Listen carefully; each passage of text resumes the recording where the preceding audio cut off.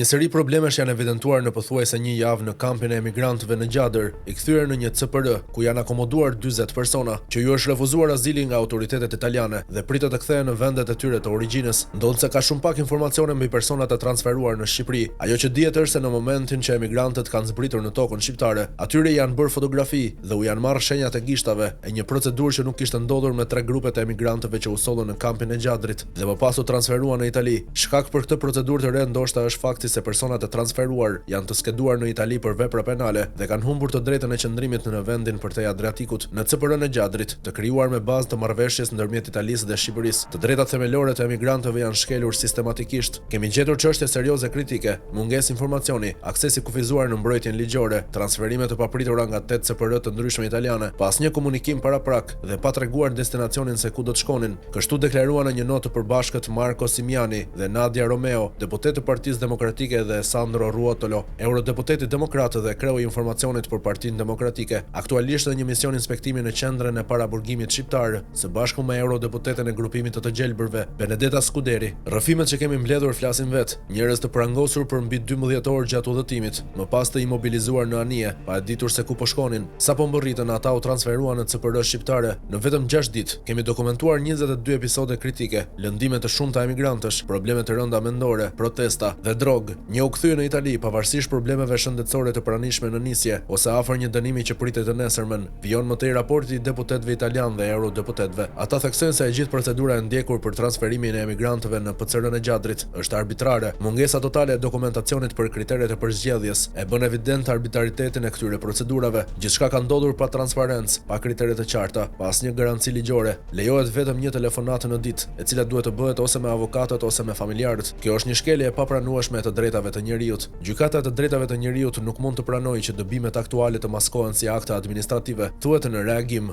Meloni e lehtësuar pas vendimit të BE-s. Vendimi i BE-s për të përfshirë Tunizin, Bangladeshin dhe Egjiptin në listën e vendeve të sigurta është një hap i rëndësishëm që pasqyron linjën italiane në menaxhimin e flukseve migratore. Këto janë vendet nga të cilat vijnë shumica e njerëzve që mbërrin në mënyrë të parregullt në Itali dhe ky klasifikim do të lejojë zbatimin e procedurave të përshpejtuara. Mbrojtja ndërkombëtare ka vendosur gjithashtu të sjellë 2 masa të paktit të ri për migracionin dhe azilin, të planifikuar në vitin 2026. E para ka të bëjë me procedurat e përshpejtuara për qytetarët e vendeve me një shkallë njohjeje mbrojtjeje më të ulët se 20%, ndërsa e dyta prezanton kritere më fleksibël për të përcaktuar se cilat vende janë të sigurta, duke përfshirë mundësinë e ndryshimit të madh territorial me një ndryshim të madh në nivel evropian të përgjegjësive ndërmjet shtetasve antar, një objektiv për të cilin Italia ka luftuar prej kohësh. Këtë deklaroi për TG24 Alessandro Battilocchio, kreu i emigracionit për Forza Italia. Një tjetër pjesë thelbësore është roli i qendrave në Shqipëri për riadhësimet, një projekt që është pjesë e një strategjie më të gjerë që përfshin marrëveshje me vendet tranzit, masa për migracionin legal dhe një luftë më vendimtare kundër trafikantëve të qenjeve njerëzore.